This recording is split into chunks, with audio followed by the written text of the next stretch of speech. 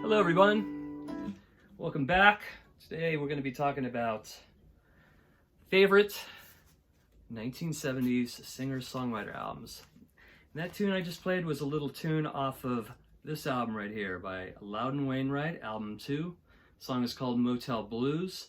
It was also covered by Big Star on their live album that was, I think it was put out by Ryko back in the early 90s. Great version with Alex Chilton singing it, but this album here by Loudon is a great record. It has fantastic songs. Me and My Friend the Cat, Nice Jewish Girls, just plenty of great humorous songs that only Loudon can write. So this is really not really a ranking. It's just showing off favorite albums that I feel that are like 5-star 70s singer-songwriter albums. 1973's Paul Simon's There Goes Rhymin' Simon. Another flawless record. Has the hit Kodachrome, but I like all the other songs a little better. St. Judy's Comet, What a Sunny Day, Something So Right. So great stuff. This is his second album, came out in 73. I love all of Nick Drake's stuff. I don't think he ever put out a bad album, but this is one I love a lot. Northern Sky is one of my favorite songs. The title track, Brighter Later, is great.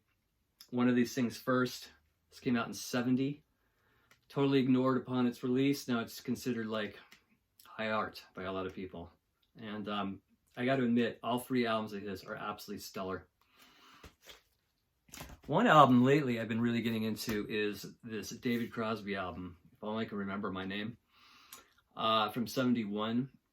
Initially, I couldn't really grasp onto it. And then I started playing it more over time. And I gotta say, lately it's been one of my most played albums. And the last 3 songs, he's doing this a cappella thing, which is just amazing. The guy really was like the king of harmonies. So that's a favorite of mine. Todd Rundgren's The Hermit of Mink Hollow from 78. I think this really showcases a lot of great, just kind of like singer-songwriter stuff by Todd. Most people would probably pick anything, but this has, I mean, just as many good songs. I mean, the whole album's great. Fade Away, You Cried Wolf, Bread, Can We Still Be Friends, Lucky Guy. Good stuff. Hermit of Mink Hollow, Todd Rundgren. Here's an album that never gets any love. I never hear anybody talking about it. Canadian songwriter Bruce Coburn, The Further Adventures of, from 1978. Came out on Island Records. He never really was popular here, but he's huge in Canada. But this album right here I discovered in the probably late 70s, early 80s. And it is just chock full of great songs. I highly recommend it. If you don't have it, please get it. Maybe it's out on CD. I don't think I've ever seen it on vinyl online. But so it's called The Further Adventures of. And it's Bruce Coburn, Canadian artist. Another favorite of mine is Tom Waits, Nighthawks at the Diner from 75. It's like set up, the recording is set up like a fake nightclub, dark, dingy nightclub, and it sounds like it too. There's an audience that was either paid or just invited to come and share with the recording, and it does sound like a nightclub. You hear glasses clanging and stuff, but I love this album because of the humor. Tom Waits, I tell you, I mean, he could have been a stand-up comedian.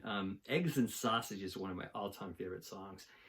And the intros of all the songs are well worth the price of admission as well. But there's just not a bad cut on here. Great album, Nighthawks at the Diner, 75, Tom Waits. Double album.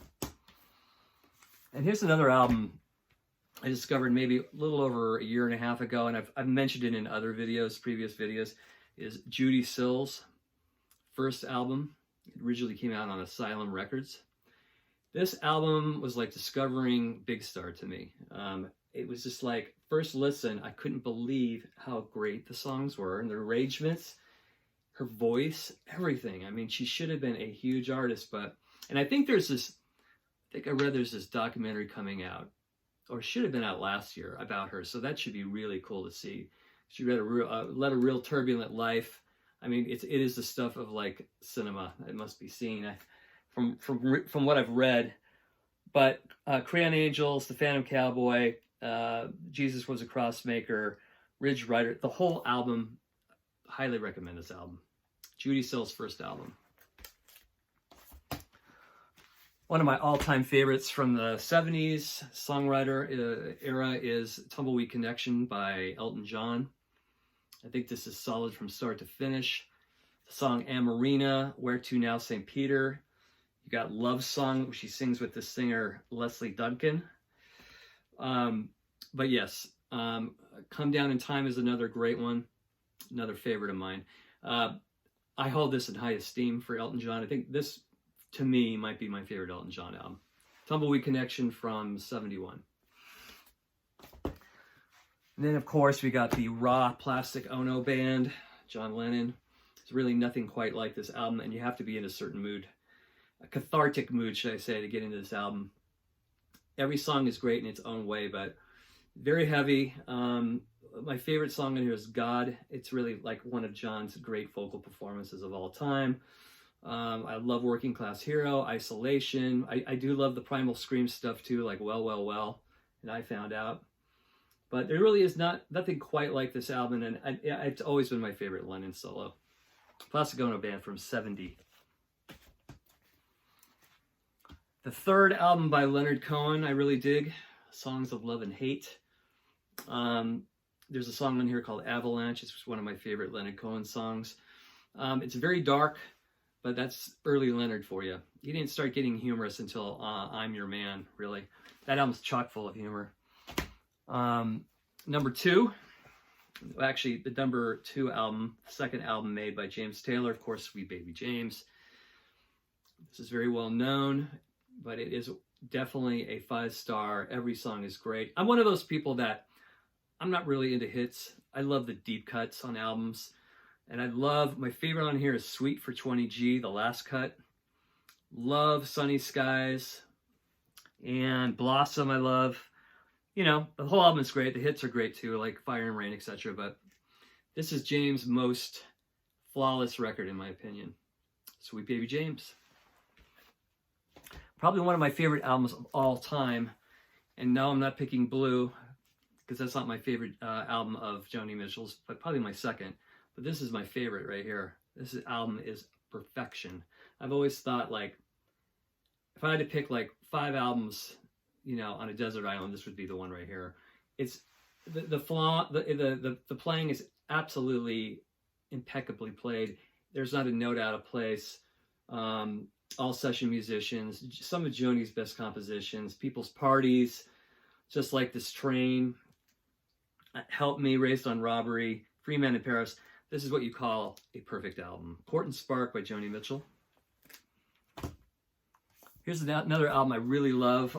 Richard Thompson's first solo record after leaving Fairport Convention, Henry the Human Fly.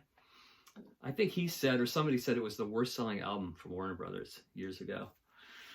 But it's very kind of just very sparse, just kind of acoustic. Maybe an accordion will come in now and then, but it's like acoustic, really light drums, probably played with brushes.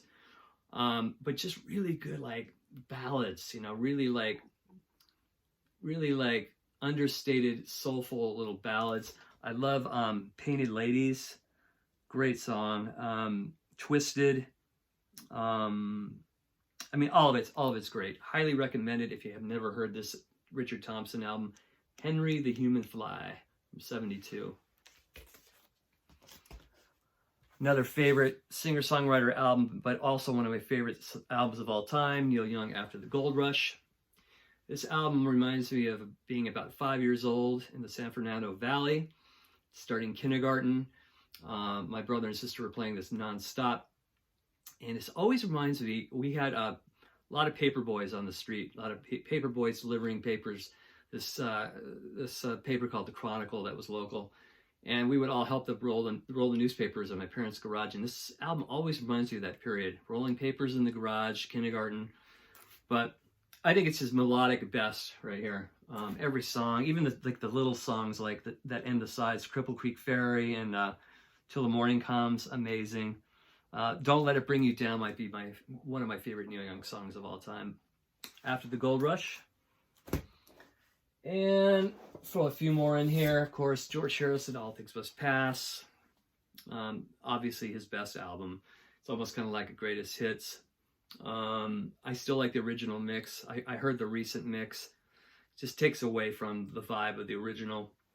I mean, it needs to sound, you know, Phil Spector. It has to have that vibe. That's how we grew up listening to it, right? So, and then of course we got to throw in Tapestry, right? And a couple more here. Blood on the Tracks. Probably his best album of the 70s, but I'm sure a lot of people disagree. Love Rodriguez, Cold Fact.